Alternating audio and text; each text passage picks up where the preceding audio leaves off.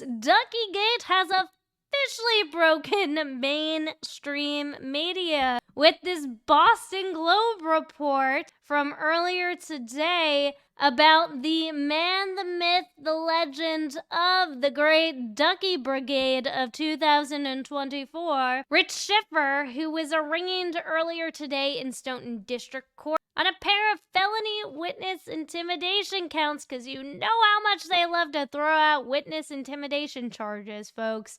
2 misdemeanor harassment counts and 6 misdemeanor littering charges, because apparently that is a thing. Now, fortunately, the presiding judge, Judge Brian K. Walsh, no, not that Brian Walsh, released Schiffer on personal recognizance, with the next hearing slated for November 22nd, according to legal filings. Now, Rich Schiffer, aside from being the leader of the Great Duckie Brigade, is also a local business owner.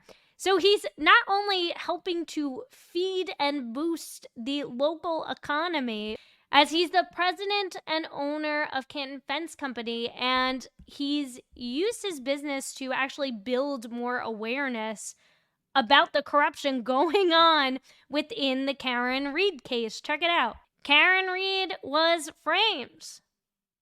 Justice for Officer John O'Keefe, 129-22, so that is the date that he was unalived. Now, interestingly enough, the lead detective, Mr. Tim Taylor of the Canton Police Department, was a no-show at today's arraignment. The man who was responsible for not only conducting the very thorough investigation into the Great Duckie Brigade, but also the 36-page police report about Schiffer and these alleged crimes that he committed on March 6th, March 13th, April 6th, and July 11th, saying he allegedly littered an area outside a D&E Pizza and Subs in Canton, a business owned by a witness in the Reed trial, Chris Albert, whose son Colin also testified,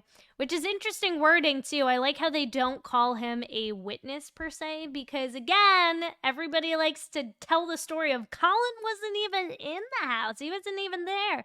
So then why was he called as a witness in the trial? I mean, again, make it make sense, but this is where it all kind of stems from if you're just diving into this. With fake $100 bills with the phrase saying, quote, "Justice for Boston police officer John O'Keefe stand on one side and Colin did it on the other." Now, there will be, in fact, a motion to dismiss these charges. And, I mean, the fact that these alleged victims of witness intimidation didn't even show face, and neither did the lead detective of this great investigation. I don't know how much further these charges are going to go. Now, Rich Schiffer is also currently retaining the same attorney as Turtle Boy, who is also facing a series of felony witness intimidation counts. So he's definitely in good hands with Mr. Tim Bradle. Now, I've never gone through the full 36-page report, but I feel like now that we're kind of in prime duck season, we might as well, especially for those of you who are just really getting your webbed feet wet with the Karen Reed investigation, because there's just so many different layers to it. So we're going to catch you up to speed in today's video. Hello, hello, hello, and welcome to Alexasrewm, where we are not lawyers, we are not medical professionals, we are not law enforcement, we are just people. People who have opinions about things going on in the true crime community, including this special message brought to you in part by the Great Duckie Brigade leader, Mr. Rich Schiffer. Gotta stop being pussies. But we don't see no pussies here. We don't see one fucking pussy here. I don't see any. Got that right. This country is the best 20 years this country has been made with pussies, and I'm sick of it.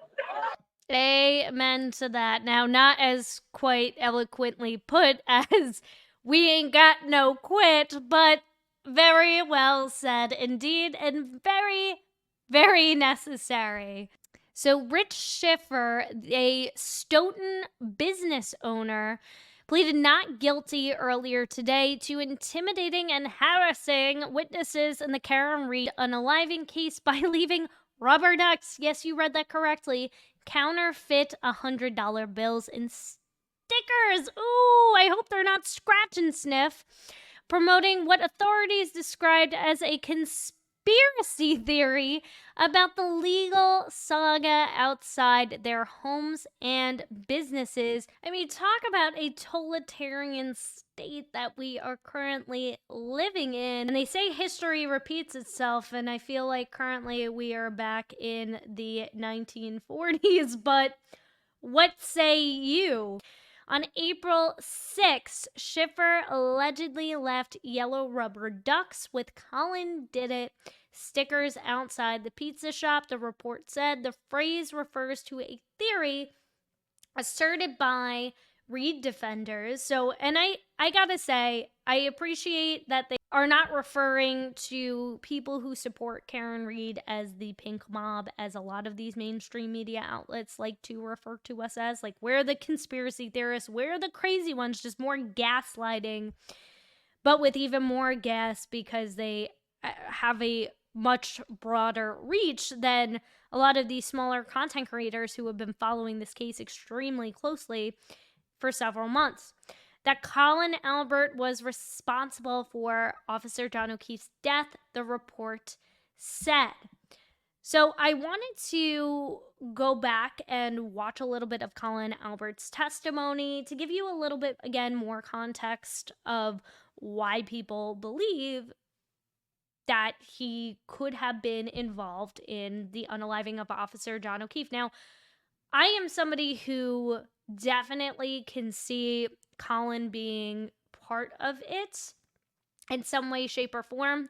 Maybe he was, and again, this is my opinion. I'm just purely dishing out my opinion. Please don't charge me with any witness intimidation felony counts over here, all right? I'm just a small town girl, right? My whole belief is that potentially Brian Albert could have been encouraging his nephew, Colin, to give like the final blow. That's just been always in my mind because the lengths that these people go to protect him is absolutely insane. And when you hear his testimony, you're going to start to understand a little bit more as to why I think this.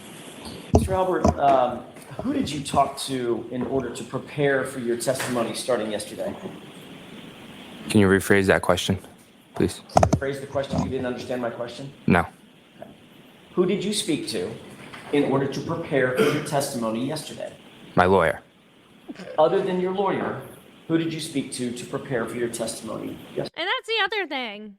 Why do you need a lawyer, Colin, if you weren't there? If you're not technically a witness, why would you need a lawyer?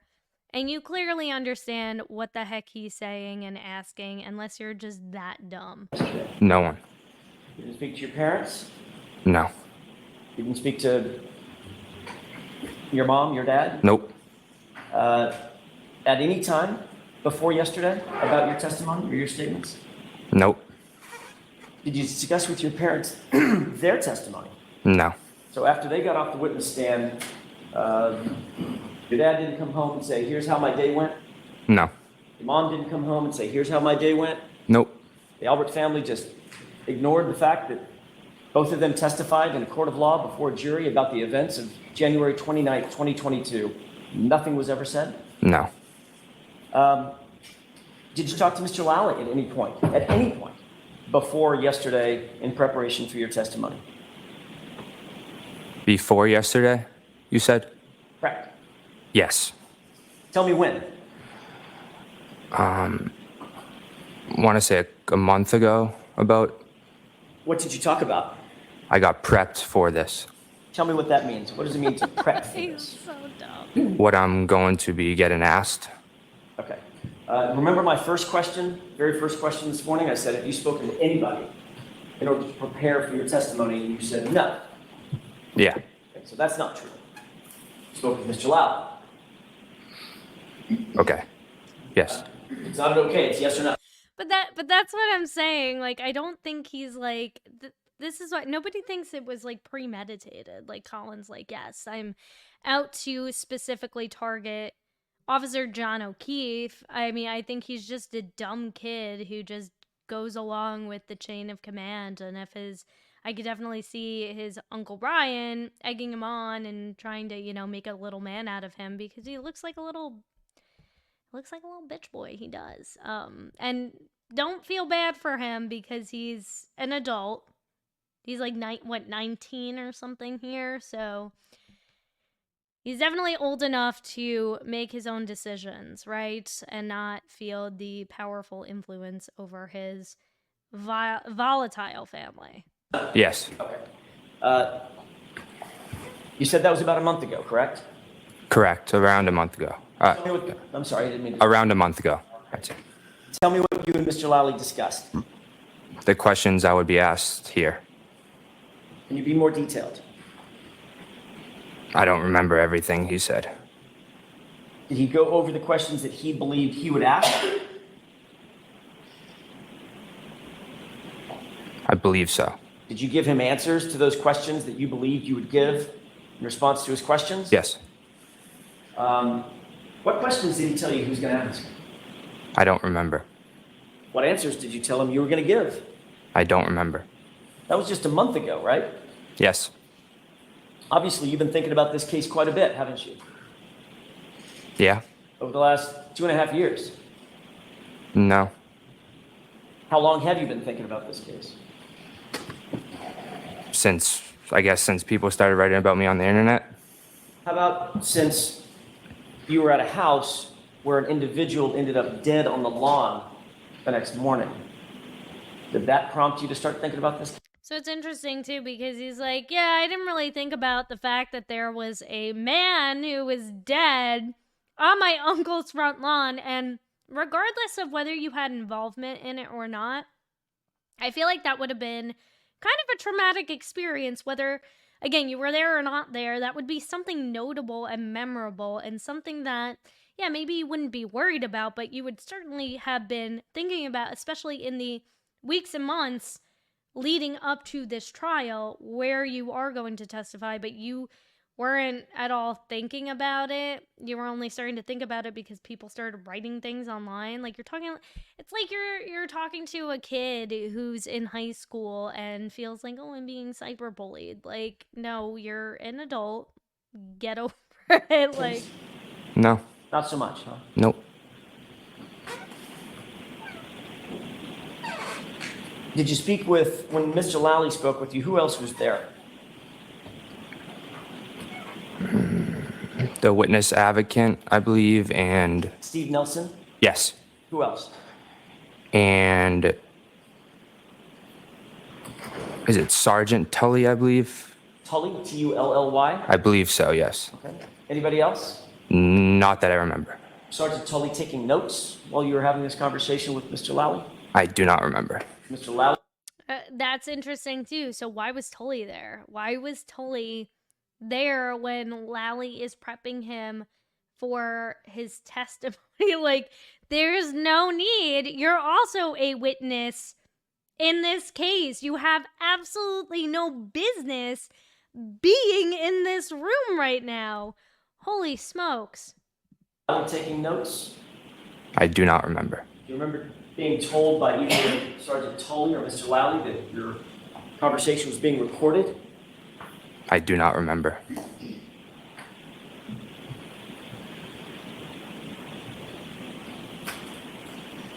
How long was that meeting?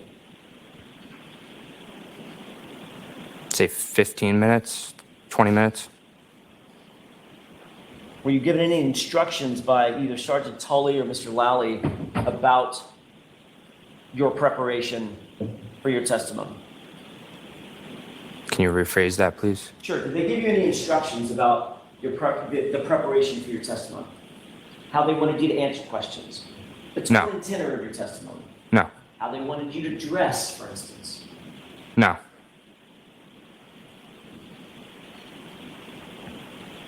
Other than that time a month ago, have you spoken with Mr. Lally or anybody from the DA's office since then, before yesterday? No. You watched any coverage of this case online? Nope. No social media? No, I don't have social media. No news? But you just said that people were harassing you online. How would you know if you don't have social media? And you're a big fat liar, Colin, because we've all seen you on Snapchat.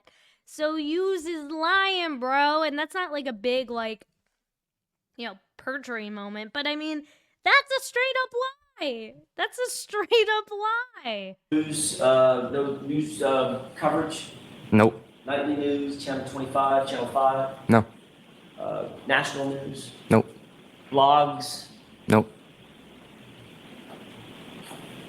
So literally, according to you, you know zero about the media coverage concerning this case, Commonwealth versus Karen Reed. Correct. Did you talk to Allie before her testimony? No. When was the last time you did talk to Allie before she testified yesterday? I don't remember. Give me an idea. She's one of your best friends. A week ago, a day ago, a month ago. I do not remember. Could it have been a year ago? I do not remember. Okay. Could have been 5 years ago. No. Okay. So it's Now, so Allie meaning Allie McCabe, Jen McCabe's daughter. more recently than 5 years ago that you spoke with Allie. I don't remember. So you have no independent recollection as you sit here.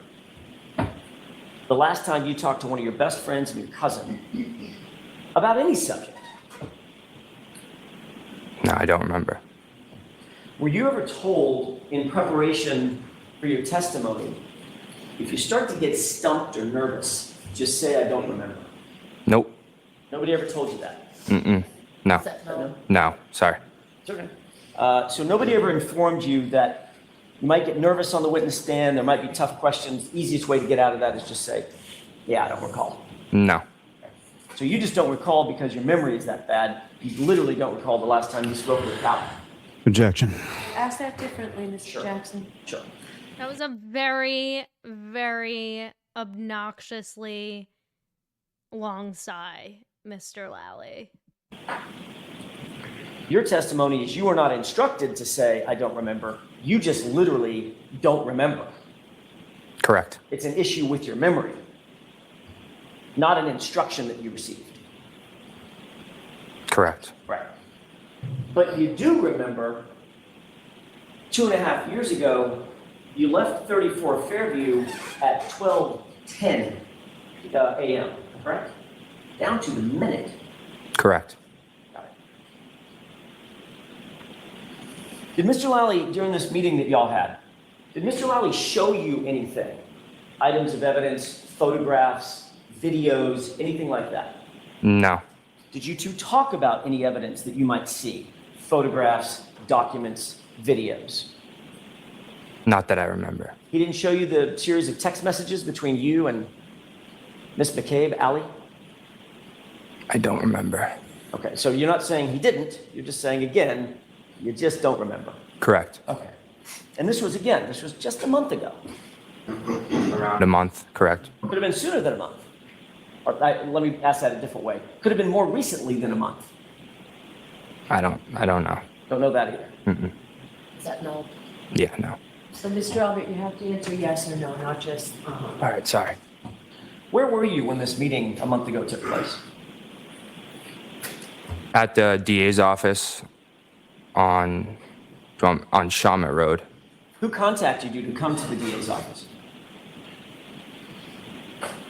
I do not remember that. Don't remember that either. No.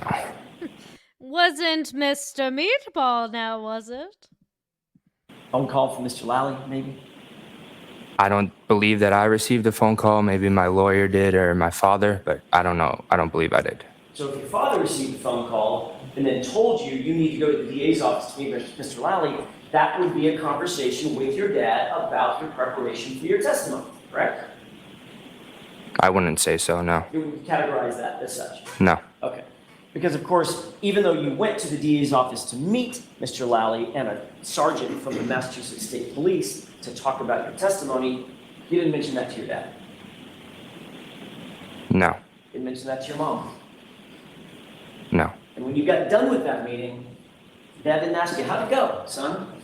Nope. Your mom didn't say, how was that meeting? No. About this massive murder case. Sure. Objection. Let me ask it a different way. Do you consider this to be a high-profile murder case? Objection. Stand on relevancy, ask it differently. In your mind, this is an important case, correct? Obviously. Correct. But according to you, it just never comes up in the Albert household. Even just to like quickly like rewind back to Lally being like objection and not stating the reason for his objection, but Bev feeding the reason for his objection, or I guess inferencing why he was objecting in that moment for relevance. I mean, it's just so, it's such a freaking circus show. Such a freaking circus show. The way that she babies him. And when you rewatch all of this testimony, you really start to see all the pieces really fall together. No. Okay. You were asked to look at a couple of text messages yesterday. Looked a little bit like this. You seen that before? Yes. When did you see that before?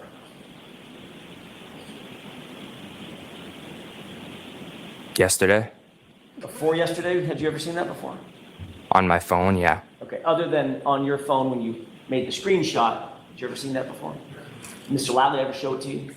Not that I remember, no. So you two didn't discuss that in your meeting a month or less ago? We could have. I don't remember. But again, you don't remember? Is that no? No. Did Mr. Lally tell you why he wanted to question you about those text messages? I don't remember. Did Mr. Lally tell you anything about what you might be asked on cross-examination? No. Did he ask you about any videos that you've ever posted? No. Did he ask you about any comments you've ever made online? Nope. Any photos you've ever been in? Because No. he has Any no fights you've social ever been media, in? right? Nope. He doesn't have it. Who's Courtney Proctor?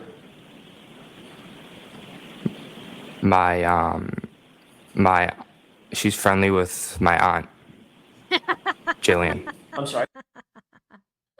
Oh my god, it's so good. Jill Daniel, who has been charged with assaulting Turtle Boy, and it's filmed, it's recorded. She was arraigned, I think, too, recently.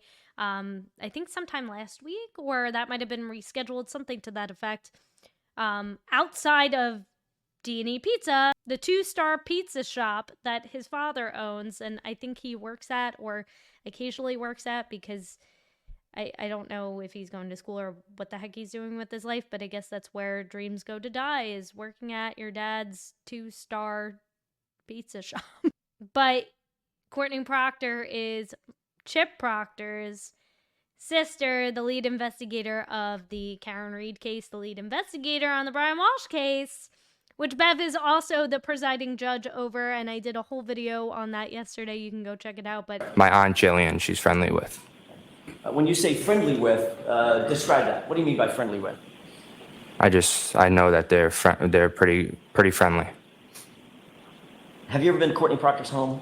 Yes. How many times would you say over the years? 4 or 5, maybe. Her family is close to your family, it's fair to say. Not that close. Close though. When you say not that close, but close though, what does that mean? I'd say we were more close when I was younger, not when I got older. Okay. How old are you now? You're 20? Correct. May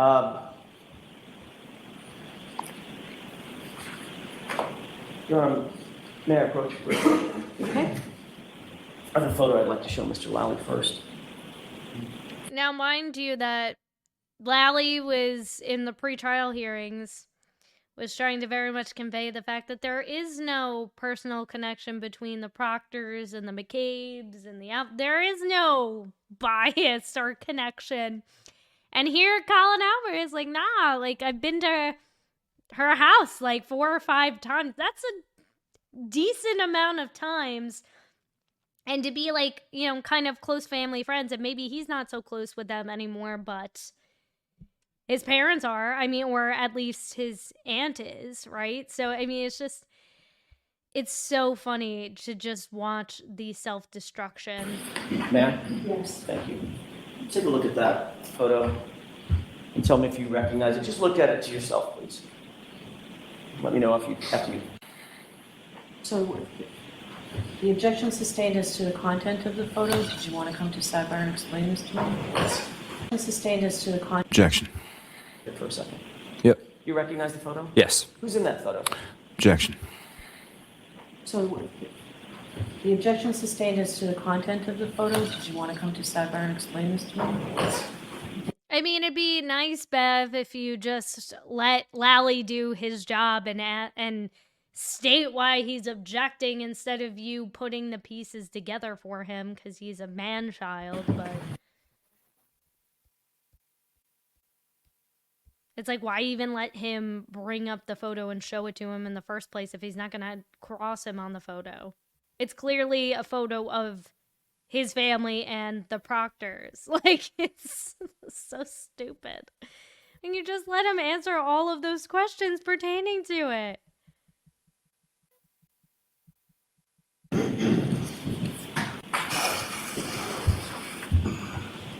Thank you. Mr. Albert, approximately when was that photograph taken? Objection. No, we can get that, but we'll answer that question.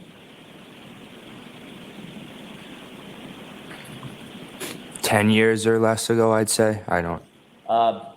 You were the ring bearer in Courtney Proctor's wedding, were you not? Objection. I'll allow that. Correct. So when you say we're friendly, but not that, or we're close rather, but not that close, you were actually close enough to be a member of her wedding party when she was married to her now husband, correct? When I was younger, correct. Well, of course it was when you were younger. It was 10 years ago. Is that yes? Yeah. That's my question. So for at least a decade, your family Yeah, and the dumb Proctor duck. family has been close enough such that you and Albert were in her wedding, correct? Objection. Ask that differently, Mr. Jackson. For the last, well, at least at that time, 10 years ago, your family was close enough to the Proctor family such that you were a ring bearer in Courtney Proctor's wedding, right? Correct. And who's Courtney Proctor's brother? Michael Proctor. And is Michael Proctor in the photograph that you're looking at? Yes. Person on the far left, Correct. looks like he's in a tuxedo. Correct. You were also in a tuxedo. Objection. Sustained.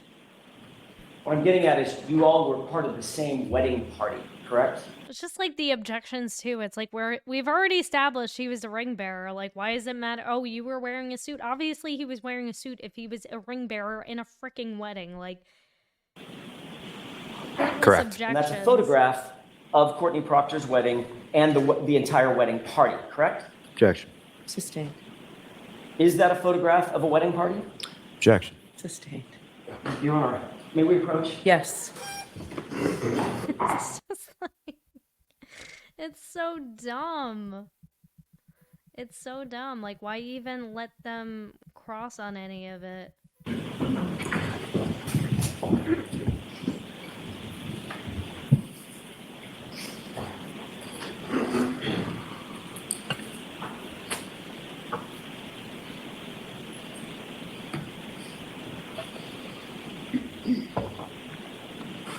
May I approach, Your Honor? Yes. Thank you.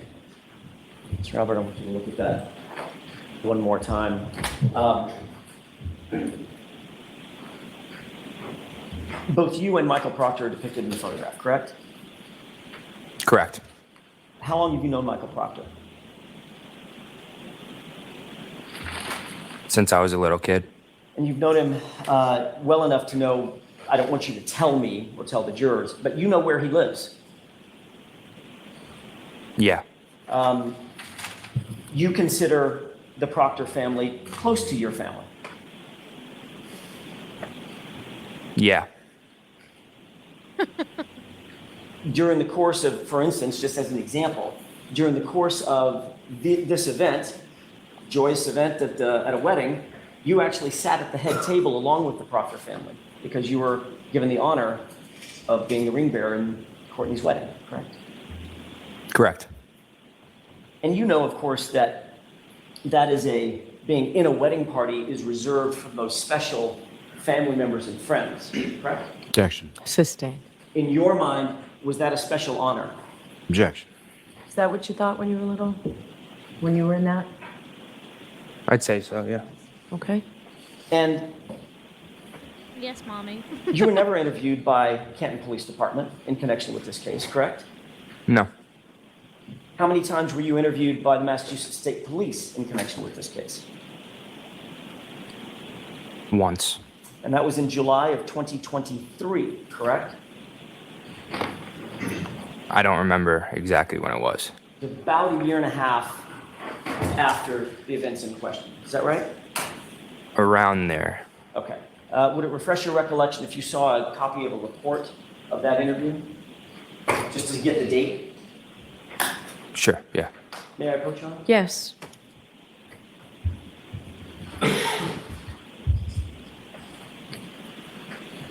I may have just a moment, Your Honor. Yes.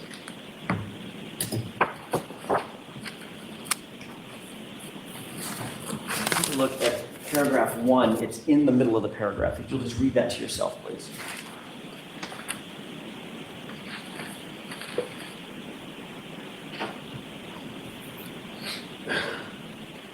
You got that? Yeah. You saw the July 18 date, Yes. 2023? Yes. Does that refresh your recollection that that was the first time you were interviewed by the Massachusetts State Police? Correct. May I approach you? Now, interestingly enough, you know what happened just a few weeks later, the following month? Morrissey puts together a video. Trooper Proctor had no close personal relationship with any of the parties involved in the investigation and had no conflict. But that was a lie, Meatball, because Colin just admitted it. Oh, I love the chaos. And he had no reason to step out of this investigation. Every suggestion to the contrary is a lie.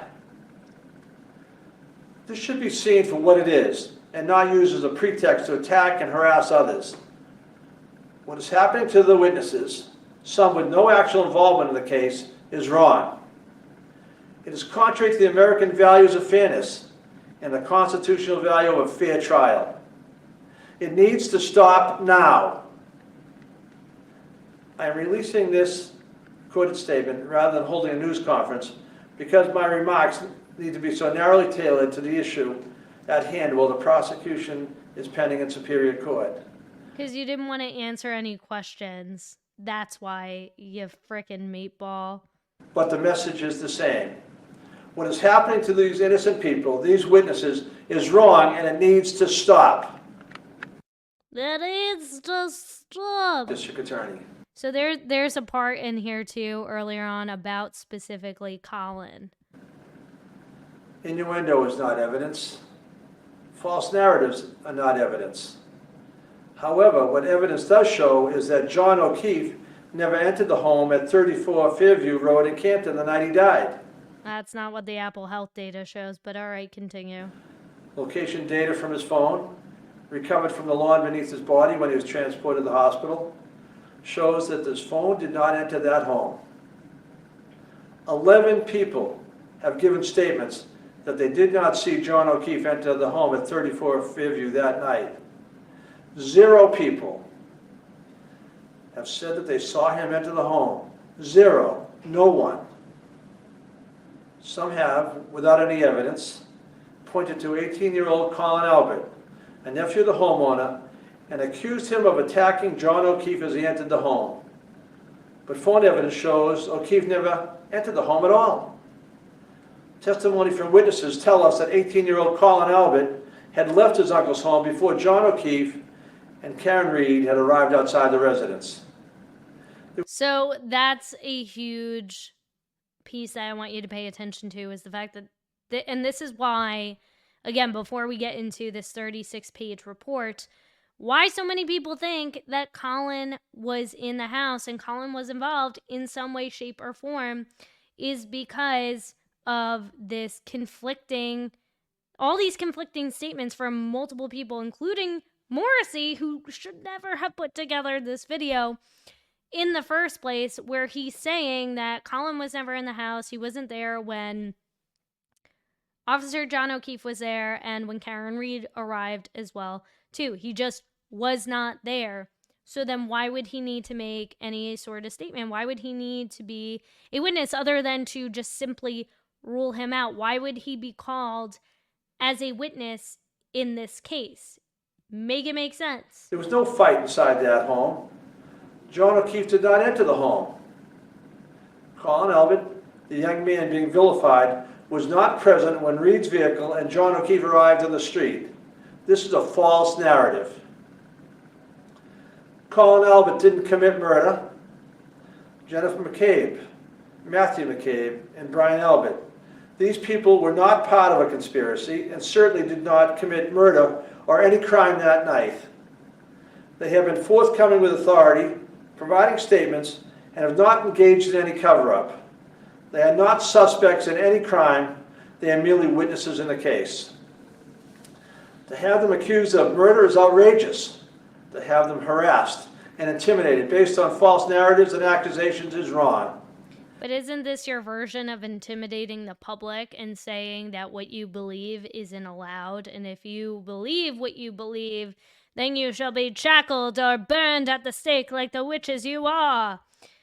So that's that hostage video, and I'll link it below. I know I've gone over it in the past before, but for those of you who are new to the case, just so you're getting a full rounded picture of what is going on and why people again believe Colin was in the house and Colin was involved.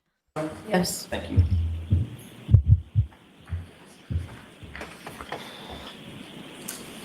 Who conducted that interview?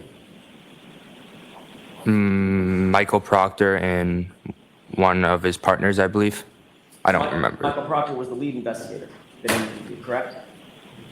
Correct. That's the same Michael Proctor that appears on the far left of the photo of that wedding party, correct? Correct. Did you find that interview, by the way, how long did the interview last? Michael Proctor. I do not remember. Do you remember testifying at one point that it was about 10 minutes? No. You testified at a different hearing, a different proceeding, not this proceeding, one other time, correct? Correct. I may have just a moment, Your Honor. Yes. May I approach? Yes.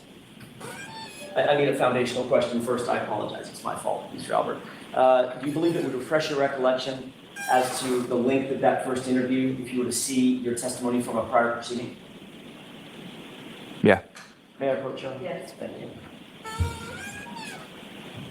I feel like Colin's state is just always constant confusion. Like, he is probably the kind of guy that would just look at himself in the mirror and not understand what he's looking at. Like, that is probably having a conversation with him is incredibly difficult and mind-numbing. I mean, it's just, there's nerves and then there's just plain stupidity and lack of intelligence. And unfortunately, I think he wasn't blessed with any of the intelligence genes that maybe some of his other family members possess in a remote way. I mean, to a certain degree, I mean, I think there is some level of intelligence on behalf of Brian Albert in terms of manipulation, even Chris Albert, for how they've been able for decades, it seems, to get away with some pretty serious stuff and run this town into the point where you have the DA gripped cuckold or duckhold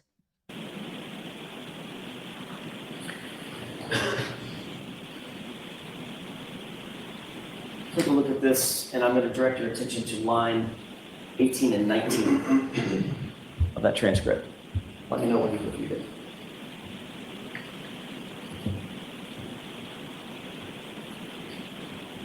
Is that yes? Yeah. May I? Yes. Does that refresh your recollection? Yes. How long was that interview? Which interview are you? The interview that you had with Michael Proctor. That's what that question was about, that you just read. I still don't remember. Okay. Do you recall that it says that you testified? Question, how long Objection. did the interview last for? Objection sustained where his memory is not refreshed. You can do this differently, you know that. Did this refresh your recollection as to the question and answer, how you answered the question, how long that interview lasted? Yes. Okay. Did you say 10 minutes? Yes. So during the course of that 10-minute conversation that you had with Michael Proctor, what was the tone of that interview? You understand what I mean by tone? I do not understand. Okay. Was it hostile and accusatory? Not that I remember, no. Was it antagonistic or confrontational? Can you use different words, please? Sure. Was he being mean? My mom didn't do those flashcards with me, okay? Speak slower. No. Okay. He was being nice, right? Professional, I'd say. Yeah. Because you've known him almost your whole life, right? Yes. He was friendly and cordial, Correct. and the interview was comfortable. Say it again. The interview was comfortable. Correct. You didn't feel like you were on the hot seat. No.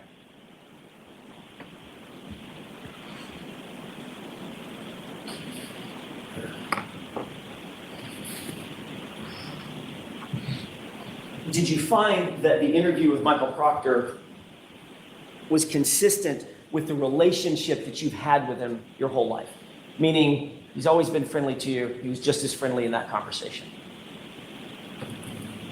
Not really, no. How is he different? I'd say more professional. Okay. Obviously, he was doing a job, correct? Correct. But when you walked in, you recognized him. Yes. He recognized you. Yes. You made natural greetings with one another, correct? Correct. He questioned you about a few things. Correct. He didn't look at your phone. He didn't ask to take your phone away from you. No. He didn't ask to seize your phone or seize any other physical items from you. No. You weren't asked to come down to the police station and sit in an interview room or an interrogation room, were you? No. Matter of fact, where did the conversation take place for those 10 minutes? In the DA's office on Shawmut Road. DA's office on Shawmut Road. Who else was there other than Trooper Proctor and his partner at the time, Trooper Clark? Can you Who repeat? else was there? Was it just Trooper Proctor, Michael Proctor, and Clark? Yes. Okay, so it was just the three of you. Yes. And Trooper Proctor was the one that was sort of leading the conversation. Yes. And when it was done, he said, In the DA's office. In the DA's office. Now, what wasn't played in that clip as well is that Colin Albert drives a Ford Edge. And a Ford Edge was seen by the snowplow driver, Lucky Loughran, at the mere wee hours after, I think around the 2 a.m. mark or something to that effect. Long after Karen Reed had already left, before she had woken up in a panic and was like, hey, where the heck is my boyfriend? Like, he never came home. This is weird. Like, what the heck is going on? So I want to give you some context behind that and why a lot of people buy into the idea that Colin could, in fact, know something. Why was he given such special treatment? I mean, not that every single other witness didn't. I mean, we have witnesses that were interviewed together in their homes. Like, they're not being recorded. Interviews that weren't even recorded. So there is a lot of leniency, right? One might say, in the conducting of this investigation. But specifically, it's interesting that Colin Albert was not interviewed for many, many months after the fact for the very first time. And if he wasn't involved in any way, shape, or form, again, why just not interview him? Colin Albert testified at Reed's trial that he left his uncle's home about 20 minutes before Karen Reed and John O'Keefe arrived in front of the residence. He has not been charged with any crimes in connection to the case. In the report, police said ducks were on to a statement about the case that one of Reed's attorneys, Alan Jackson, AJJ, made during a pre-trial hearing in which he told the court, if it walks like a duck, talks like a duck, quack, it's a duck. The report didn't elaborate on what Jackson was referring to, though, at the time. Reached by phone Wednesday, Schiffer denied criminal wrongdoing and said all his activity was protected by the First Amendment. It's all bogus. They just don't like the message. This is about John O'Keefe and putting the people away that did this to him. It's a disgrace what they've done to Karen Reed. Schiffer's alleged conduct prompted others to go to Chris Albert's pizza shop and harass employees showing up wearing large duck costumes and leaving rubber ducks with various messages just outside the business. Pizza shop owner says, pizza shop owner Chris Albert's Wham Wham Crimea River, Christopher Albert / police said. Now it's funny because, I was just thinking of this too, is there's a whole community of people who dress like this is their fetish, where they dress up as animals and they pretend and act like animals. And obviously, I'm not saying that the people who are dressing up as ducks and going to D&E Pizza are part of any kind of cosplay fetish, right? But one could argue, it's just the way you're interpreting it. It doesn't mean that has anything to do with us harassing you. Right? It doesn't necessarily mean this is pointed at you. Maybe I just wanted to dress up like a duck. Maybe I identify as a duck. Schiffer also left the rubber ducks at the residence of the lead state police investigator, Chip Proctor, and throughout the town of Canton, including the neighborhood where O'Keefe's parents live with his niece and nephew, whom he was raising at the time of his death after their parents died from cancer, police said. Proctor was relieved of duty within hours in the mistrial, which we know.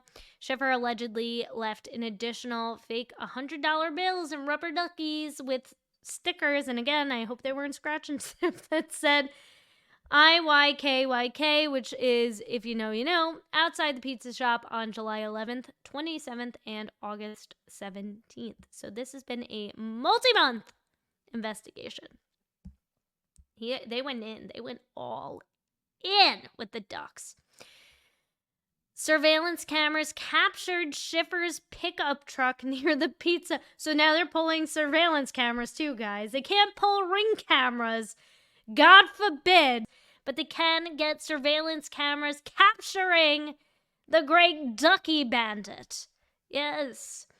Near the pizza shop on the days of the earlier incidents, and he did not deny leaving the items, where a Canton detective confronted him in May with a search warrant for his truck's electronics system. Schiffer told investigators he only littered and did not commit a crime. Yeah, it's like, dude, just slap him with a fine then. A box containing more yellow ducks and stickers was recovered from his vehicle. We got him! We got him, boys. This is the big one. May 19th, he posted a picture of his search warrant. Got this visit yesterday for passing out propaganda and littering. And again, I mean, this makes me feel like we literally live in the 1940s. Like 1930s, 1940s. My goodness. They have nothing and just grasping at straws, have never spoken a word to any so-called business. Witnesses. It's not like he's showing up to their house and holding a baseball bat in hand saying, hey, Karen Reed is innocent, Colin did it, and if you don't admit to it, I will beat your face in, drag it up and down the sidewalk, as Chris Albert threatened Turtle Boy with if he could. If he could, though. If he could, he would.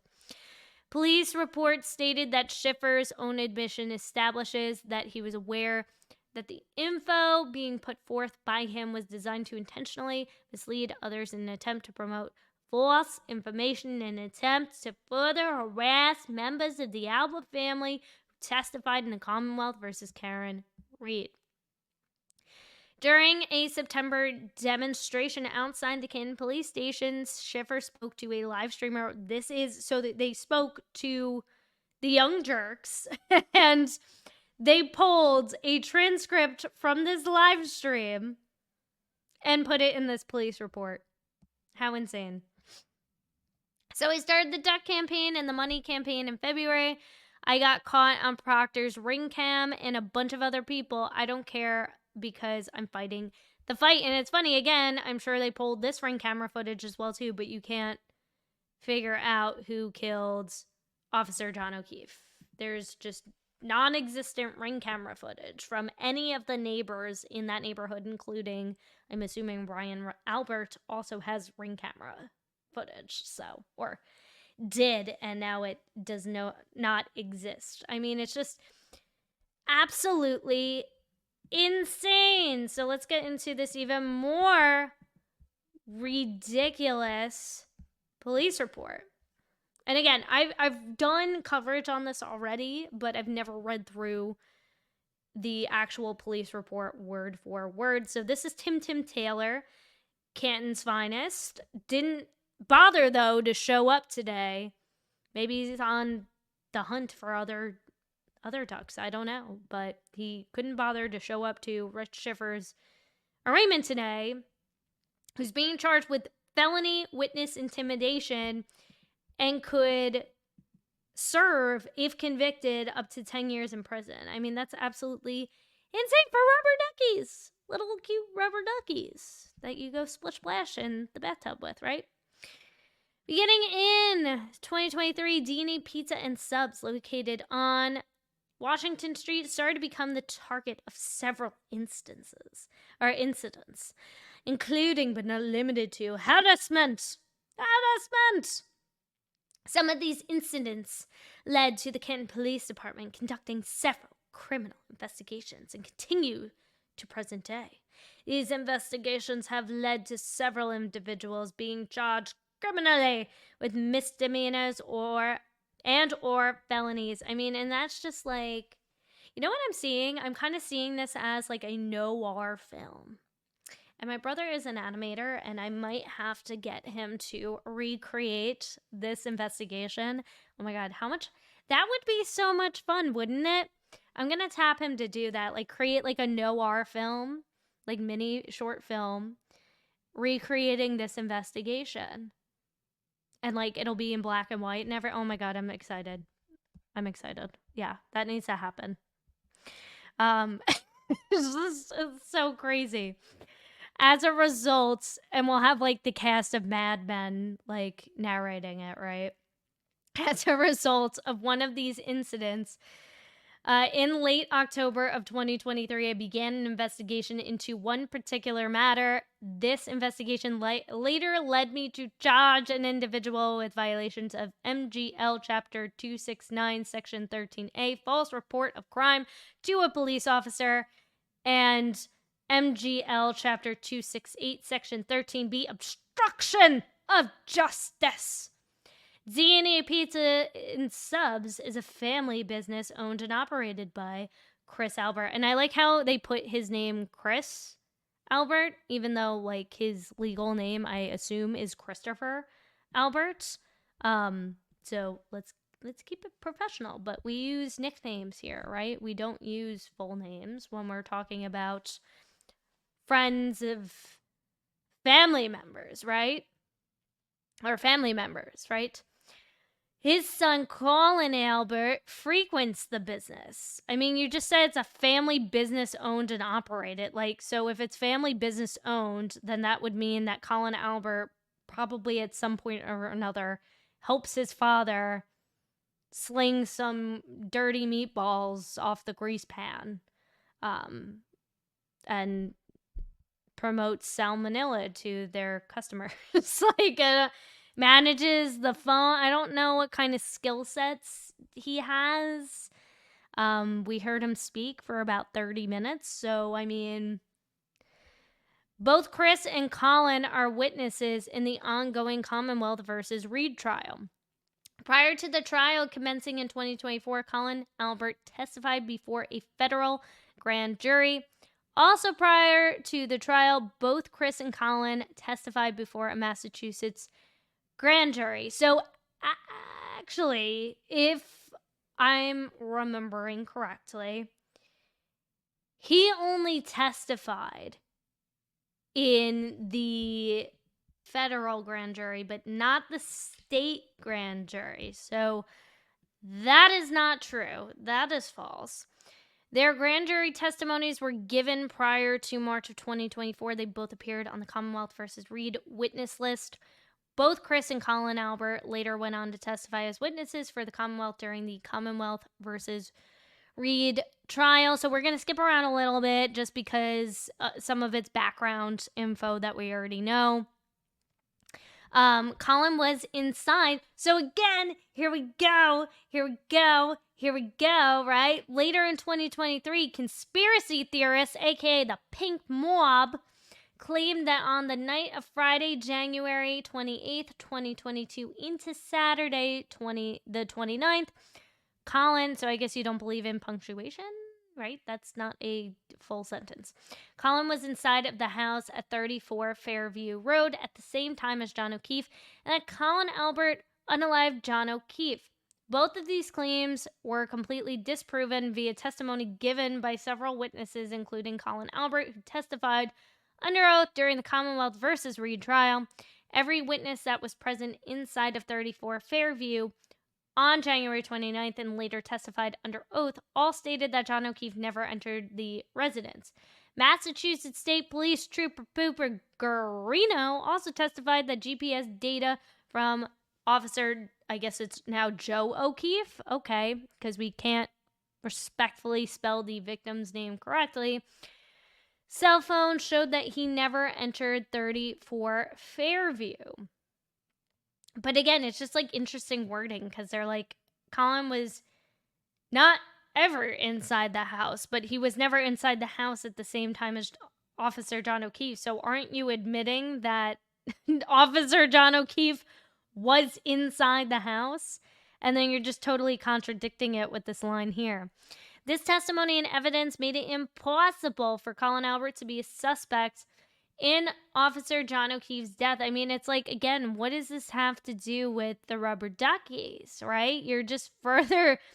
Are you playing defense? Is that what you're doing for Colin Albert? Is he retaining you? Are you his attorney? To the conspiracy theory that Colin Albert... And again, this is an opinion. You could look at this police report and say, well, none of this is fact because it was never disproven or proven whether or not Colin was in the house. It's the opinion of a lot of people that he was in the house based on context clues, but it wasn't physically proven ever that he wasn't inside. The only way that you could really prove that is if Chip Proctor pulled Colin Albert's cell phone data. And I don't know if the defense is going to try and extract that cellular data. I don't know if they ever tried to, but finding or trying to pinpoint the location at which Colin Albert's phone location would have been, right? If it's saying, hey, he's pinging at or around the house, then he's likely inside the house.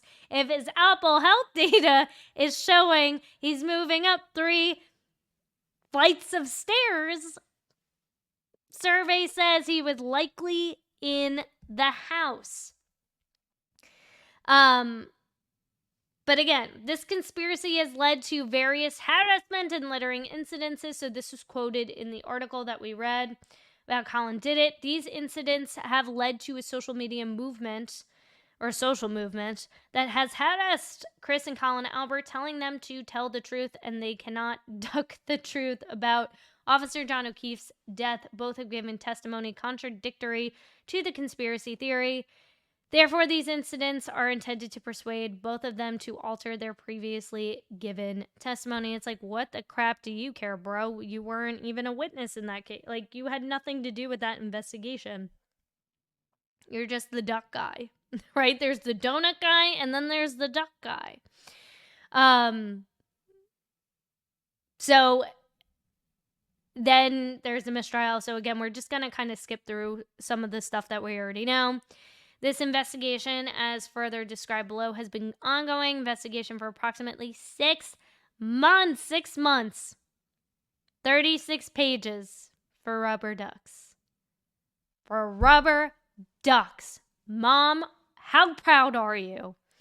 It has included letters of preservation, the execution of search warrants, surveillance, which included my own observation of several crimes committed, witness statements, some of whose identity is otherwise being withheld at this time due to fear of retribution, similar to that of what is further described throughout this investigation. So it's like, nut up or shut up. Like, you have no problem chasing this guy who also owns a family business in Stoughton in the same freaking county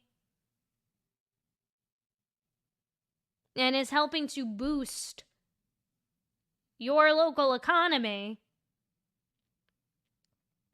but he gets to be stalked and harassed by the Canton Police Department. Okay, yeah, that makes so much sense. So much sense. Right? But the identities of the people, because they're the identities of people who are probably also likely witnesses, aka Chris Albert, aka Colin Albert. Wednesday, March 6th, 2024, first documented incident, approximately 4:30 p.m. Like, this would be so good as a noir short film, parody film. Oh my god, it has to happen. I have to make it happen. A report of counterfeit $100 bills being littered. Approximately 20 counterfeit $100 bills. Again, I'm just going to kind of skip around a little bit. Additionally, Colin did it was stamped on the back. Again, this was all in the article. Later, upon examination of the counterfeit money, I took note of the fact that the date 2/29/22 was incorrect. John O'Keefe's date of death is 1/29/2022. Oh, so now we're the date police, right? Where we get the dates right in this particular instant, but Proctor can't seem to get it frickin' straight when it comes to investigating the death of Officer John O'Keefe. Okay, make it make sense. Another report on March 13th of counterfeit $100 bills that were littered in front of D&E Pizza and Subs.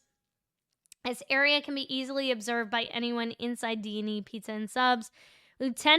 Lieutenant Gallagher, so the guy who was getting paid like $300K plus, who just put in his retirement slip a couple of weeks back, right? The highest paid Canton employee, not just like within the police department, the highest paid employee in Canton, rolls up to the scene and stops traffic to collect this counterfeit money. Unbelievable. But they can't properly secure a scene. They have to use a leaf blower, right? To find missing taillight pieces and find any evidence. They have to use red Solo cups, right? Budget cuts. Man, it's rough out here. It's cold. It's cold. Bills located by officers in the area were the exact same counterfeit $100 bills that were recovered by officers on March 6th. Oh my god, he's putting it together, guys. How exciting. Upon closer examination of the counterfeit $100 bills, the 2 in the month portion of the date 2/29/22 had been removed. So he's putting it together, guys. He's really getting this. I was working as a detective from 7:45 a.m. to 3:45 p.m. Following my shift, I continued working as the officer in charge for the 3:45 to 11:45 p.m. shift. At approximately 3:25 p.m., I was made aware of a call the Canton Police Department received in regards to littering in the area of Richard Lewis Formal Wear and Kevin Michaels Men's Fine Clothing, located also on Washington Street. And more counterfeit $100 bills.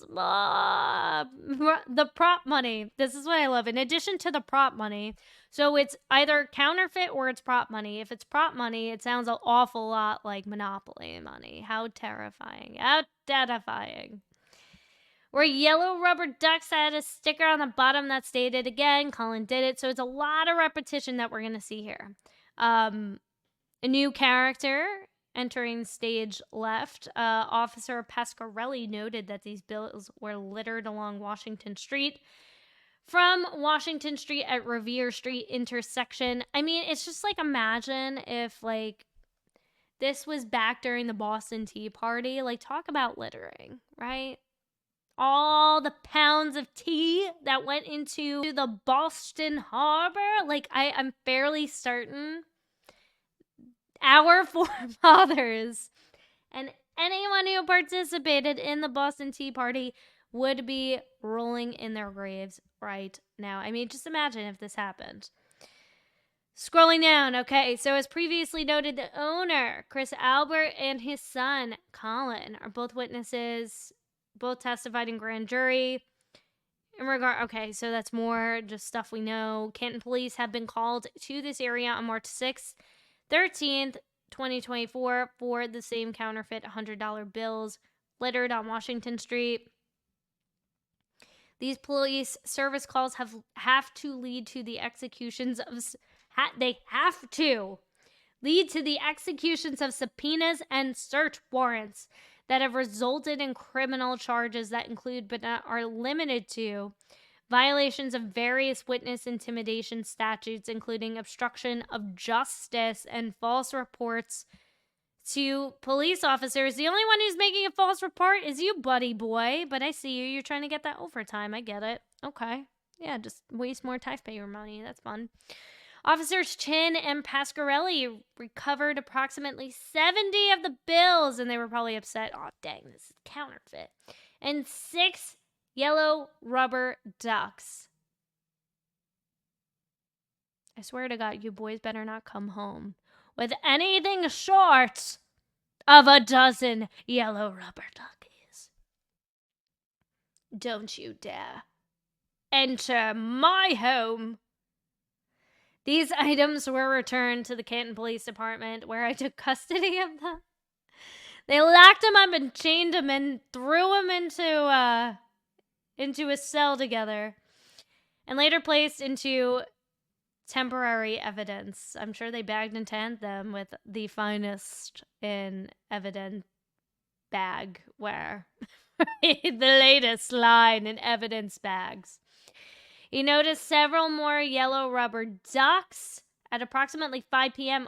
He was advised by Officer Pasquarelli that while he was on his way from the Canton Police Department, he noticed even more ducks and counterfeit $100 bills. Officer Kavanaugh was dispatched to retrieve the ducks immediately, and he once again took custody of them and placed them into their holding cells, right? Because God knows what happens if you let those rubber ducks out. It'd be chaos. It'd be chaos. It'd be like the Gremlins all over again, except they'd be rubber duckies quacking. I was made aware of several more ducks with Colin Did It stickers as his shift continued, located throughout the town of Canton at various locations. So these are some of the locations. I'll include a copy of this here. I know I'm kind of like moving along through it. It's just a lot, and it's a lot of repetition. The exact location is known to the Commonwealth. So yeah, they have to throw in the whole thing about the kids, like, oh, how dare they put it in front of the O'Keefe home as well too, and it's just so like, really, guys, really? Confidential witness who is known to me That's interesting. So, like, do you know them, or you just know their identity, or are you like bros? Was the party that located the Ducks, or are you talking about Gallagher? Are you talking about one of your buddies who's also on shift right now, and is getting paid as an officer, or are you talking about one of the witnesses in the freaking Karen Reed case? In total, the confidential witness provided me with a bag containing 16 yellow ducks that all had the same Colin did it sticker attached to them. So this sounds like probably Chris Albert. Or Chris Albert was like, Colin, you better get out there, get a bag, and collect all them damn rubber ducks. I swear to God. He's been ducked down to duck duty. They're fearful for any repercussions that may result due to them providing information, as there has been constant harassment of witnesses at various locations throughout the town. So they're talking about the confidential witness. I mean, it's so stupid. 36 ducks. Oh my goodness. By April 6th. 36. Can you believe it? In addition to Chris Albert, members of his family, D&E employees have been the target of numerous incidents of harassment and unwanted parties at his business regarding the ongoing Commonwealth versus Reed trial. This includes harassing telephone calls and other incidents of harassment that has led to execution of subpoenas and search warrants, resulting in people being charged with crimes including, but not limited to, yada, yada, yada, picketing court, judge, juror, witness, court officer, clutching our pearls. False reports to police officers. I mean, again, like, what does this even... False reports, like what? These incidents have not only caused emotional damage, injury to the Alberts, but particularly economic injury to the family business. Well, I would love to know what Rich Schiffer has to say about that. The fact that he has to take a day off of work to go and attend this BS arraignment.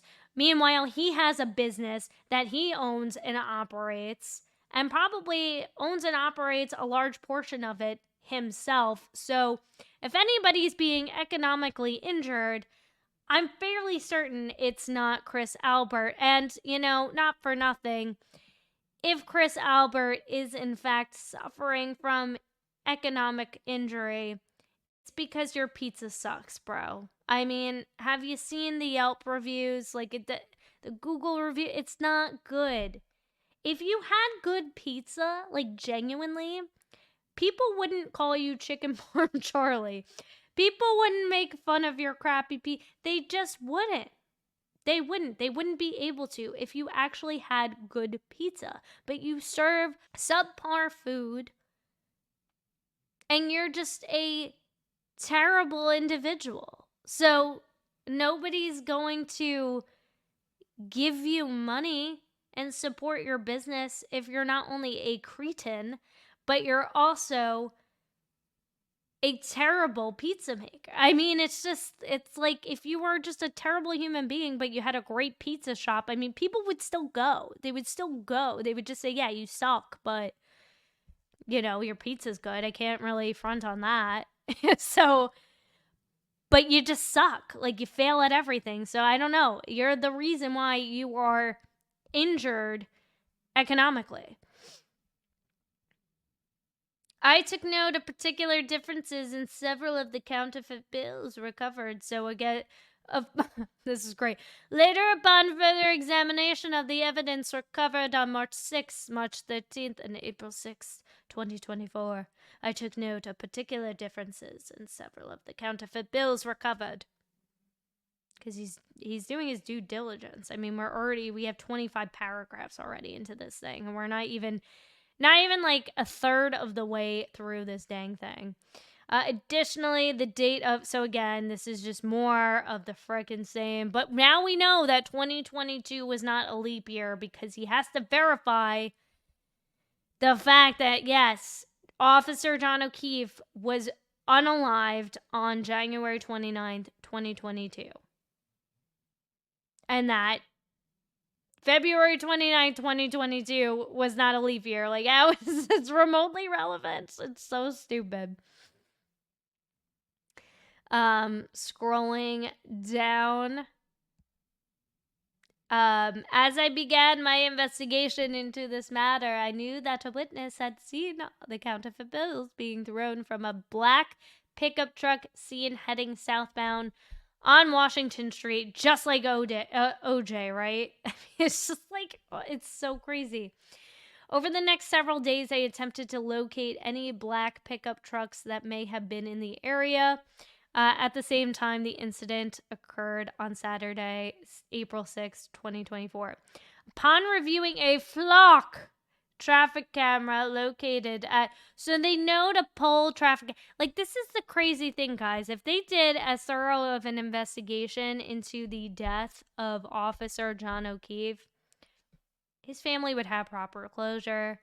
I mean, they're so deep into the denial process, and like, that's their right. Like, I know a lot of people have conflicting feelings about the O'Keefes.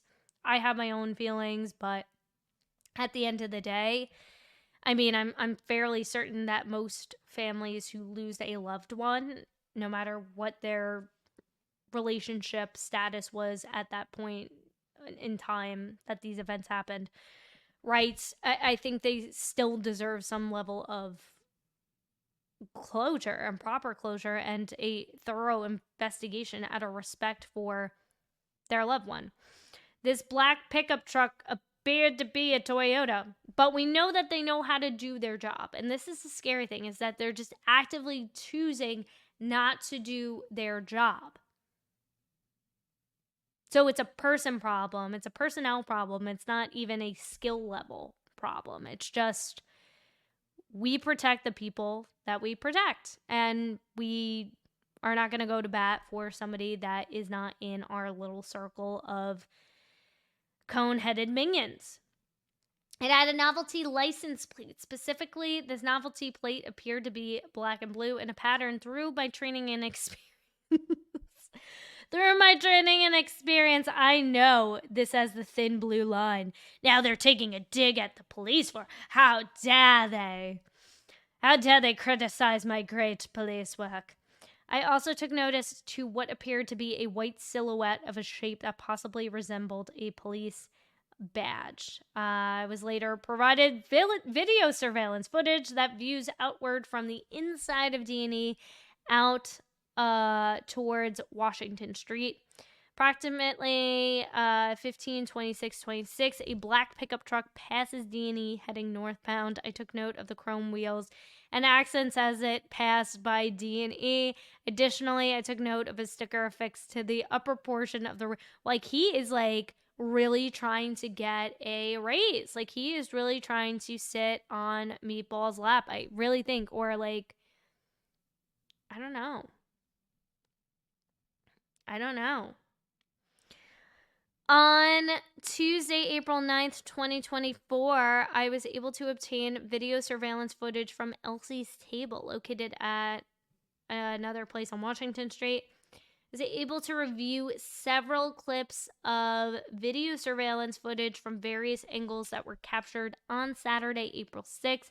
Each video captures the black pickup truck bearing the thin blue line novelty plate with chrome accents, yada yada. I don't know if that's the place that Kerry Roberts, I think like her in-laws own or something.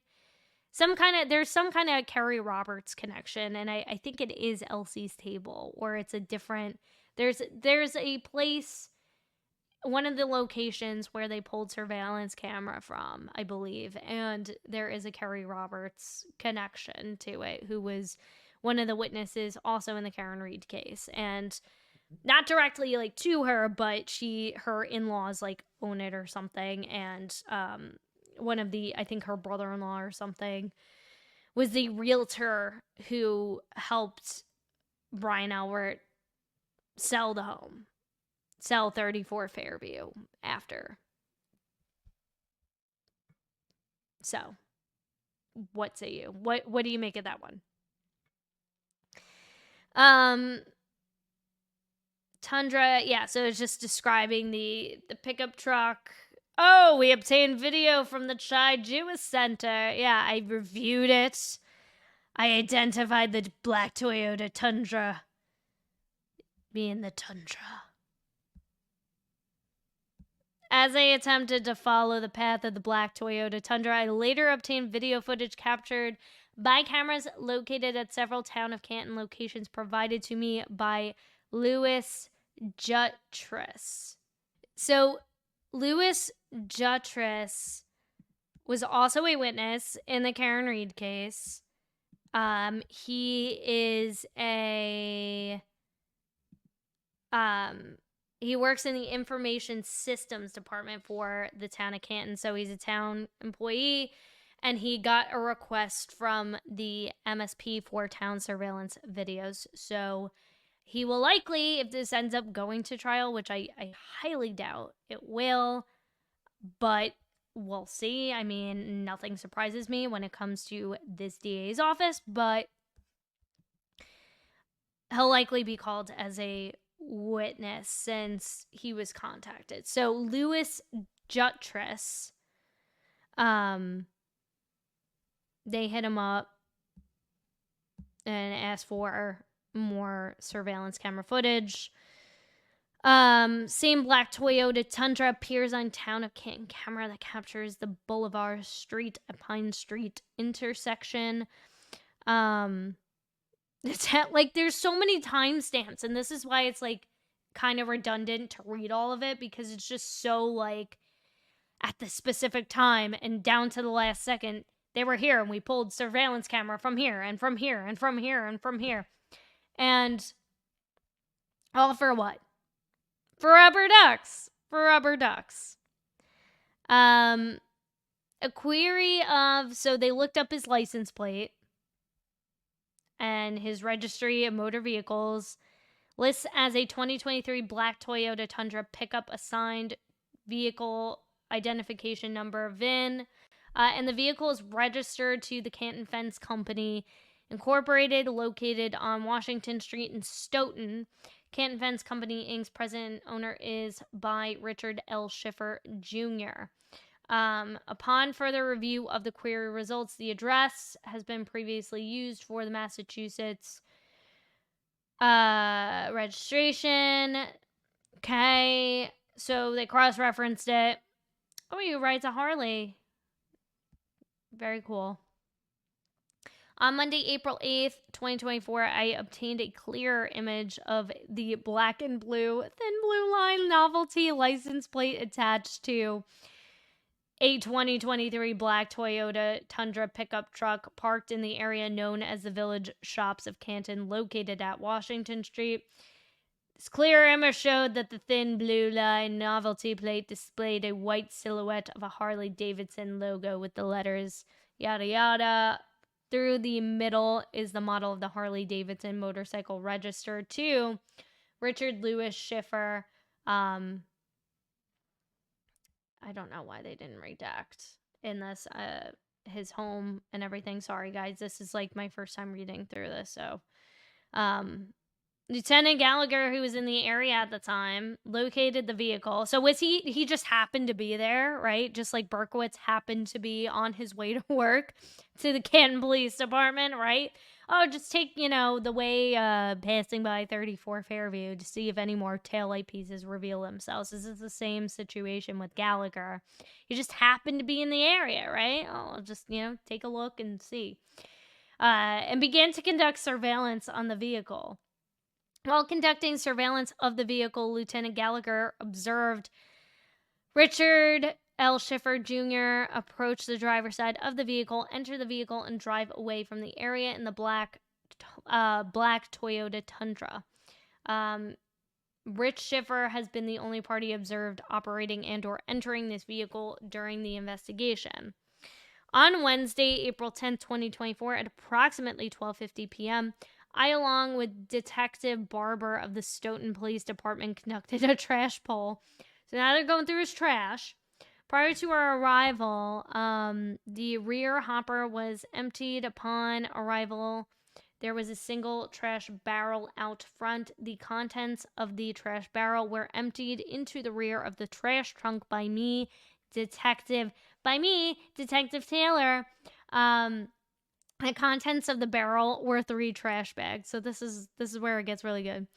So I guess Gallagher was like, all right, well, I'll just, I could use the extra overtime. I'll just, help you surveil and pull trash out of this guy's garbage. Like, what? The trash placed in the rear of Detective Theodore's vehicle and transported it. Okay, so they go to the Staunton Police Department. They were followed by another Canton Police Detective, Will Theodore. And then they go back to the Canton Police Department where they begin looking through the contents of each tray. Like, this is just like, this gives me like, I'm the creepy like dude who's obsessed with my babysitter and like my older babysitter, right? I'm the creepy teenage kid who's fishing for like panties and conducting a panty raid. Like, this is what this reminds me of. This is a panty raid, except it's a Duckie raid. They just take his garbage and they just take it with us. This is so weird. Items retrieved from the trash contents were an empty prescription medication bottle prescribed to Rich Schiffer, a white box, an Amazon package envelope, and a FedEx package envelope. We're on it. We have the missing link. Google search of this information yields the first link as an Amazon page where this prop money of $100 bills can be purchased. Specifically, 1,000 pieces of prop money. So they go between being counterfeit money to prop money. $100 bills made by a company called Jiffy. Photo was taken of one of the prop money $100 bills recovered on Saturday, April 6th, next to the white box for comparison on April 10th. They appeared identical. The Amazon package envelope was addressed to Richie Schiffer Jr. This package envelope was empty upon recovery, and its contents are unknown at this time. The sender was listed as makestickers.com. So, oh my God, he got stickers, guys.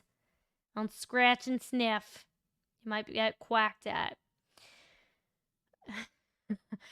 Detective Theodore contacted a representative at Make Stickers. Oh my goodness. Imagine. So they call customer support. Which is likely a VA that was hired out of the Philippines. Like, this is just real talk. Like, hired somewhere out of the Philippines, maybe even talking to a bot and asking, hey, we had a male. This is the Canton Police Department. Like, we have a male who's being investigated for littering, for buying our stickers and littering all across our town and intimidating witnesses. This is a very serious offense. Like, are you gonna, like, call this, like, VA customer service representative on the stand who contacted? Like, if this goes, just imagine if this goes to trial, how ridiculous this is. He explained that he was looking to inquire about an order that had been shipped to this address. At MakeStickers.com, representative stated that the order sent contained 250 1-inch clear circle stickers that state Colin did it. This description was similar to the stickers that were located on the bottom of the small yellow rubber ducks. I mean, I just imagine, like,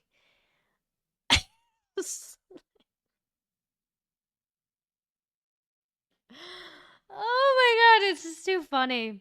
I can hear it. I can hear it playing out in my head. This needs to be a noir. This needs to be. Additionally, the representative stated a previous order had been placed in December and shipped to a different address. When Detective Theodore asked what the previous address was, the representative asked Rich. Detective Theodore stated to the representative that he was not Rich, but Detective Theodore of the So they don't even know who the heck they're talking to. You're just like a freaking weirdo who's like stalking this guy who bought stickers. Like, oh my god, fear of the paper cuts. Right? Not only will you be quacked to death, but you'll also suffer an eternity of paper cuts. My goodness. And he previously stated at the beginning of their conversation, the representative then referred him to the president of the company's voicemail. Detective Theodore subsequently left a voicemail for the president of Stickers.com. Oh my goodness. I just can't. It's so funny to me because I work with a lot of different e-commerce businesses, and from time to time, like, I will be in communication with their customer support staff because they're fielding any email responses that they receive. So it helps me with the marketing materials that I put together for them. And again, half the time, these people are, hired for essentially pennies, which is really sad, but hired for pennies overseas, right? They're virtual assistants making like $10 to $12 an hour, and then they refer him to the president. I can't imagine. Oh my god, somebody needs to like interview this guy. Like, this is so good. Follow-up correspondences. Detective Theodore was able to speak with the president of MakeStickers.com, identified as Adam Field. During a conversation between them, Adam told Detective Theodore he would be willing to provide customer information requested upon being served legal process. Later in an email, Adam Field provided a physical address and an email. On Monday, May 13th, 2024, I applied for and was granted search warrant number yada yada, commanding MakeStickers.com to furnish me additional information in regards to orders sent to. Oh my goodness, this is so funny to me. Because, like, when I did the high-level overview of this, like, I didn't go so deep into this, but this is, like, the funniest part to me. Because I can hear it. Like, the president of the company is like, what? Like, we sell stickers, guys. Like, it's what? On Tuesday, May 14th, I sent an electronic copy of the search warrant via email to Adam Field of MakeStickers.com. Later that same day, I received 2 PDF files from Adam Field. One, because this guy has nothing better to do. The fence guys, okay, so they got him. Oh, I guess this is the email. The order was placed on December 30th, 2017 at approximately 4:40 through 30 p.m. Central Time and paid via PayPal. There was no customer IP address. So this is like, he's been a customer for a couple of years. That was like way before the Officer John O'Keefe investigation. March 31st, 2024. And they have 2-day shipping, guys. So if you need stickers, definitely go check them out. Right? Free the Duck. On Thursday, May 16, 2024, at approximately 12:15 p.m., members of the Norfolk County District Attorney's Digital Forensics Division, because now they got to bring in the big guns, guys. Detective Barber of the Stoughton Police Department, along with Detective Sergeant Lehan and Detective Taylor of the Canton Police Department, went to Canton Fence to execute a search warrant issued on Monday. Probably like all swatted up too, like wearing like their bulletproof vests and everything. Like, so funny. The purpose of the search warrant was to conduct a download of the infotainment system data from the black 2023 Toyota Tundra bearing vehicle identification number. That is hilarious. So they're like, we gotta pull this data. We can't do it for the Lexus, for Karen Reed's Lexus. We corrupted that. But for this, we can.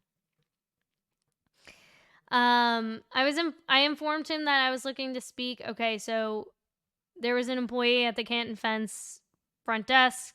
I informed him that I was looking to speak with Richard Schiffer. We went down a hallway to Richard Schiffer's office, where I informed him I was in possession of a search warrant for the data from the infotainment system for his truck. I presented him a copy of the search warrant, and he stated, "So you want the locations of my truck?" I replied, "Yes." Richard went on to say that the truck really only goes from his house to his work. I stated to him that I had gathered evidence showing him directly involved with throwing the ducks and counterfeit $100 bills from his trucks, which allowed me to obtain the search warrant I gave to him. He replied that he only littered and did not commit a crime. Richard then handed me the key fob to his truck. I then brought out the key fob to the Norfolk DA's office, Digital Forensics Division, technicians to perform their download, because they have nothing, they don't have real crimes to solve, apparently, in Norfolk County. Only ducks, only Duckie Gate, right? This is the investigation of the century. Karen Reed was like yesterday's news. Now it's all Duckie Gate, guys. This is the most high profile case in the history of the Commonwealth. I really believe that. I then returned to the office to ask if Richard wanted to talk about the matter at hand. Richard initially stated yes. Upon hearing his reply, I informed him he was the subject of a criminal investigation. I was going to provide him his Miranda rights before continuing our conversation. He read, so Detective Taylor read a copy of the Canton Police Department Miranda rights sheet out loud to him in the presence of Detective Sergeant Lehan. When asked if he understood his rights, he checked yes and signed his initials. When asked if he wished to speak with me now, he checked no and signed his initials. I asked Richard if he meant to check no, as he previously stated he wanted to talk to me.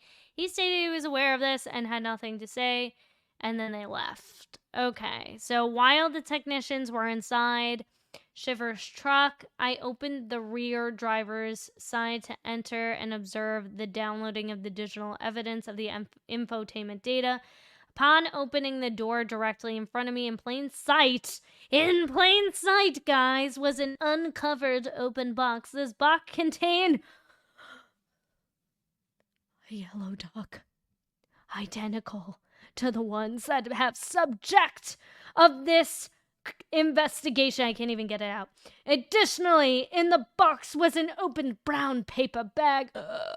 This bag contained 37 yellow ducks that had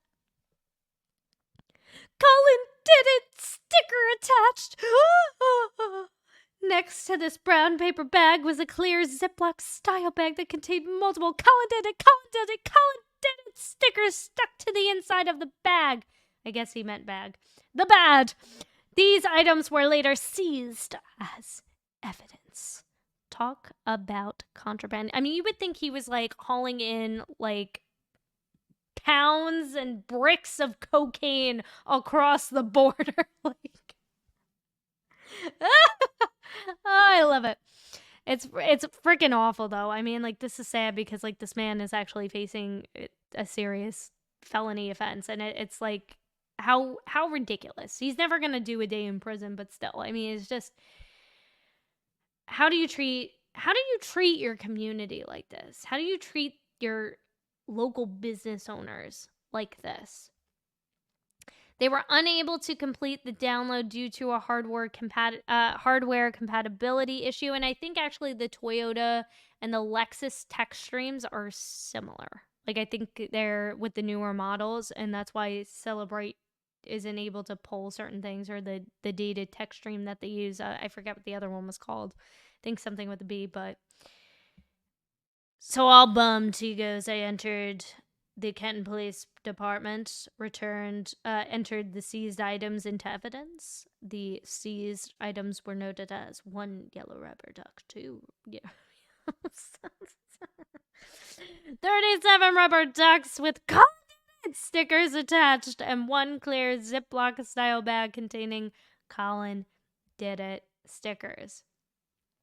This is 86 pounds. I mean, it's like, how much more do we even like have to go? I'm definitely not reading all of this, guys, because this is the dumbest thing that Burla. That's the application I was thinking of. This is literally the dumbest thing I've ever read in my life. And like we're what, an hour and 51 in, so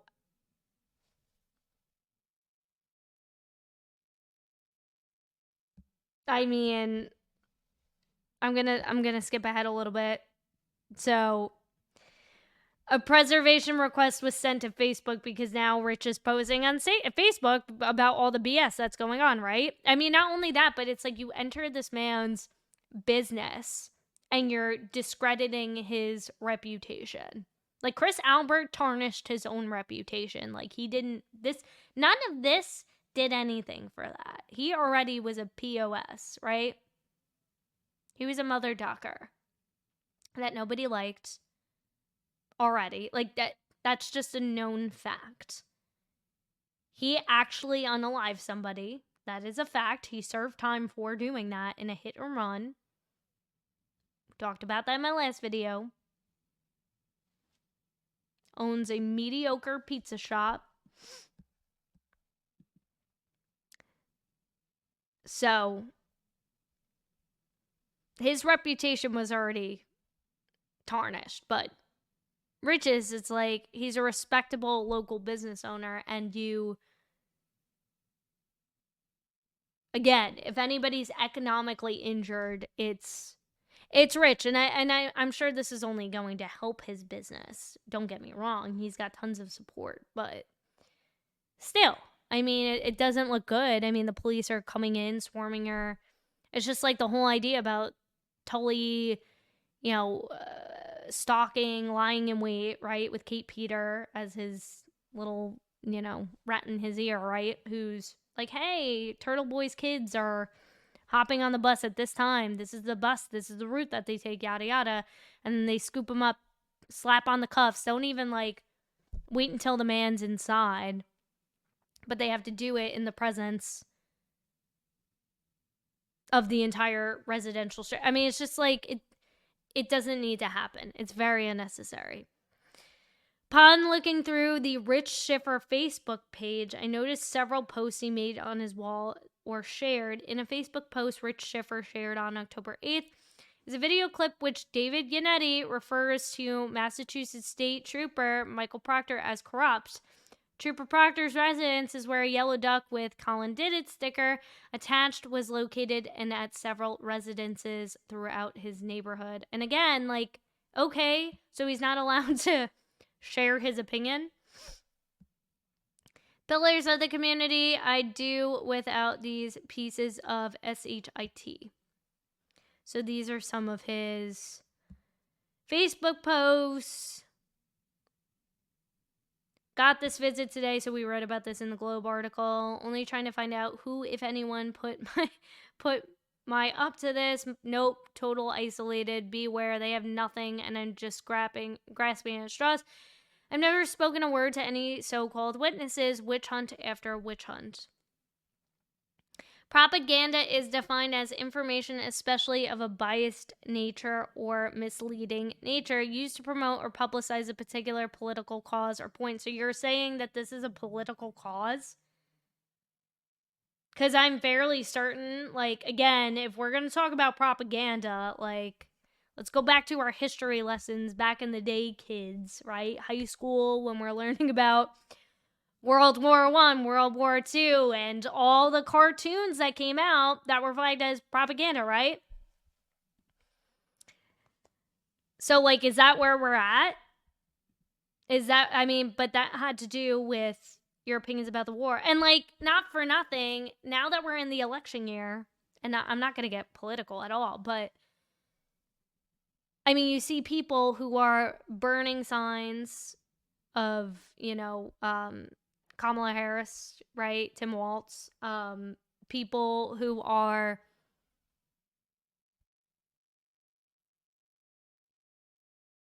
posting constantly memes and trolling Trump. Again, Kamala Harris. Like, it happens all the time on social media. You think that they have the day, like, they have the time to go after every single person who doesn't like their politics and post a meme about Donald Trump? Or post a meme about Kamala Harris? I mean, it's just so ridiculous. This is not a political issue. But you're making it a political issue. Because Chris Albert's a Canton Select boardman, so... And this has nothing to do with politics. This has to do with a belief of whether or not Karen Read was framed. And the Alberts are covering it up with the help of the Norfolk DA's office and the Canton Police Department and the MSP. Like, that just, it is what it is. That's a fact. That's not speculation. It's been proven to be true.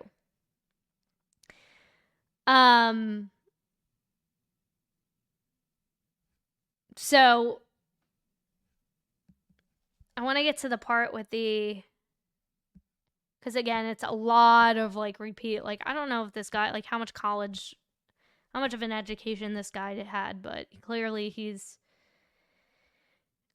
doesn't actually understand what propaganda means and what reference it should be used. But okay, I mean, he's the same guy who can't even bother to appear in court, right?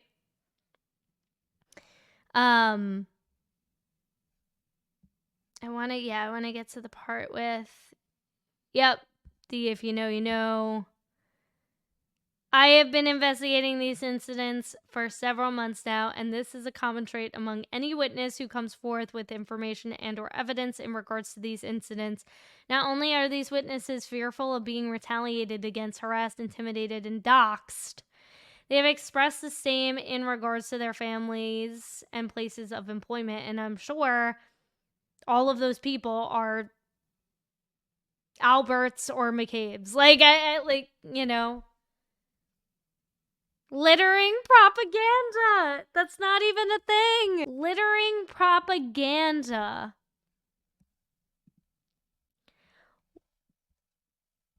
What?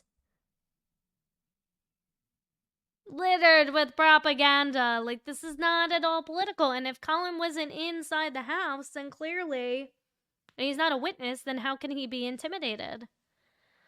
And how can this be political? This isn't political.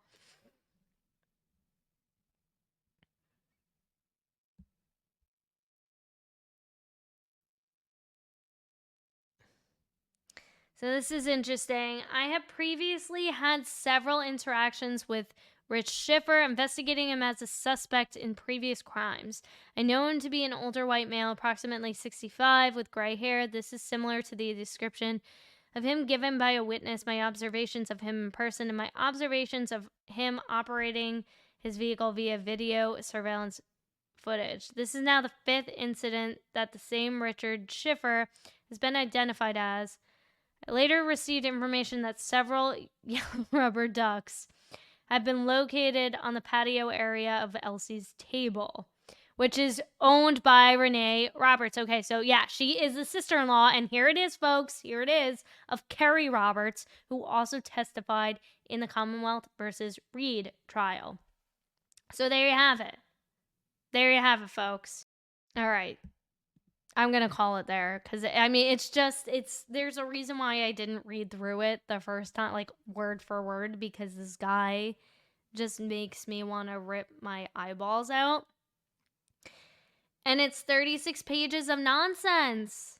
Absolute nonsense. And it's despicable because the amount of time, effort, energy, and resources that are being pulled together to investigate a local business owner, a pillar of the Stoughton community and of Norfolk County, a tax-paying resident who has worked and lived there and helped boost the economy locally for many, many years, is being treated like a criminal for expressing his opinion, being charged with felony witness intimidation counts, having to pay out of pocket for an attorney to fight these charges, which are probably ultimately going to get dropped.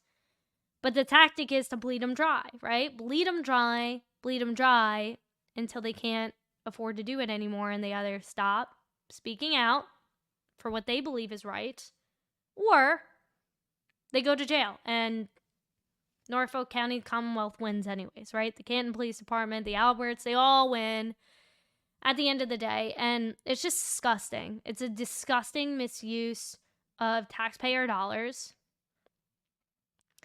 It's disgraceful. And it's ridiculous. It's absolutely ridiculous. It's a waste of time, and it's disrespectful to the investigation of Officer Don O'Keefe, because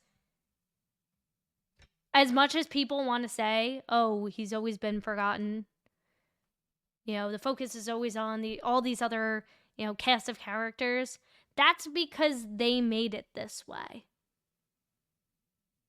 There isn't a second that goes by that not one of us isn't pissed off at the fact that you essentially spit on the grave of one of your fellow officers. Somebody who stood up to protect the same community, the same people who you're harassing, who you're intimidating, who you're trying to silence. And people are tired of it. People are so freaking tired of the police department, the local police departments, weaponizing their power to do whatever they want, make as much money as they want, and to protect their own. What makes Brian Albert any more of a victim, Chris Albert any more of a victim than Officer John O'Keefe? And everybody should be outraged at this. Everybody should be absolutely outraged. The fact that we're seeing Paul Gallagher's name pop up multiple times in that police report. And we didn't even get through the whole thing. We just skimmed through like half of it. Not even. It's disgusting. It's absolutely disgusting.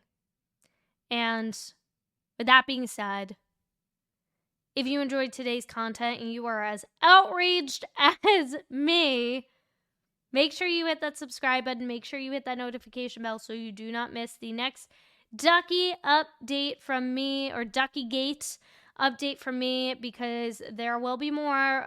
There is that upcoming hearing at the end of November. Remember, we also have the Karen Reed upcoming hearings in the earlier part of November, so we'll be covering that here too. And make sure you hit that like button, because that tells the mainstream media that this is newsworthy news. And finally, hey, they're shining a spotlight onto it. And this is great. This is great because now we are finally getting the attention, not only of other people and other communities and other states, but of people, political leaders, who are able to look in and see, hey, what the heck is going on in Massachusetts? And even to people in state legislature. We know that Morrissey has ties in the Senate. He was a senator for a very long time. He has very deep political ties within Massachusetts state itself. So hopefully we're grabbing the attention of some of the legislators now, because this is how laws get amended, is when people speak up and they express their opinions. And that's what we're here to do, is to use our voices and to talk about the things that the mainstream media takes forever and a day to finally realize is important to share with the rest of the world. So that's why I say like the like button. Not only because it helps these videos reach more people, but it continues to put pressure at the powers that be. It continues to shine a spotlight on all of the chaos and corruption going on in this town in Massachusetts. And we gotta free the duck. We gotta free the King Duck. Duckie Brigade ringleader Rich Schiffer.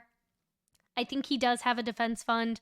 I'll link it in my description box below. If you want to make a donation, you can certainly do that. Because who knows? I mean, they're going to have this motion to dismiss at this upcoming hearing. So we'll see what happens. I don't think it's going to go to trial. I don't think it's going to be that serious, but I think it's just a way to threaten and intimidate. And, at the end of the day, I can only hope that the people who are doing this to these citizens are held accountable and there are consequences, because you can't weaponize your authority like that. You just can't. Sorry, we don't live in a totalitarian state where you get to tell us what we can say and what we can do. That's not what our forefathers fought for.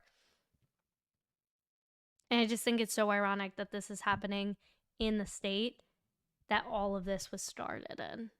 So, with that being said, see you in the next video.